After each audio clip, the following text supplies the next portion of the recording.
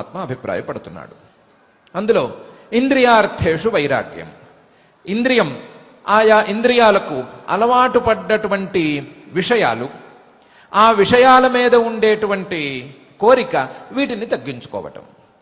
ఇంద్రియముల యొక్క విషయాలు, ఆ విషయాల మీద సహజంగానే ఇంద్రియాల ద్వారా పెరిగినటువంటి కోరిక, ఇవి తగ్గించుకుని ఇంద్రియార్థాల మీద వైరాగ్యాన్ని సంపాదించుకోవటం అనేది ఒక ఉపాయం.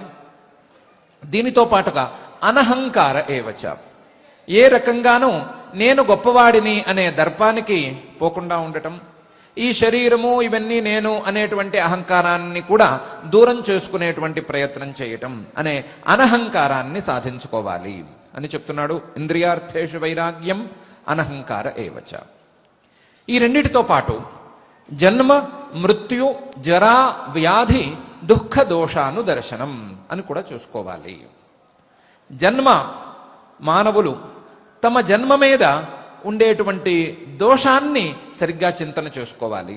ఈ జన్మ దోషాన్ని సరిగ్గా అర్థం చేసుకోవాలి. మృత్యువులో ఉండేటువంటి దోషాన్ని సరిగ్గా అర్థం చేసుకోవాలి. జర అంటే ముసలితనంలో ఉండేటువంటి దోషాన్ని కూడా అర్థం చేసుకోవాలి. వ్యాధులలో మనకు తెలిసినటువంటి జ్వరాది వ్యాధులలో ఉండేటువంటి దోషాన్ని అర్థం చేసుకోవాలి. దుఃఖాలలో ఉండేటువంటి దోషాలను కూడా అర్థం చేసుకోవాలి. ఆ దోషాలను, జన్మ మృత్యు జరా వ్యాధి దుఃఖాల్లో ఉండేటువంటి దోషాలను శాస్త్రీయమైనటువంటి మార్గంలో, శాస్త్రం చెప్పిన విధానంలో అనుదర్శనం చేసుకోవాలి. శాస్త్రం చెప్పిన విధానంలో ఆ దోష సందర్శనం చేసుకోవాలి.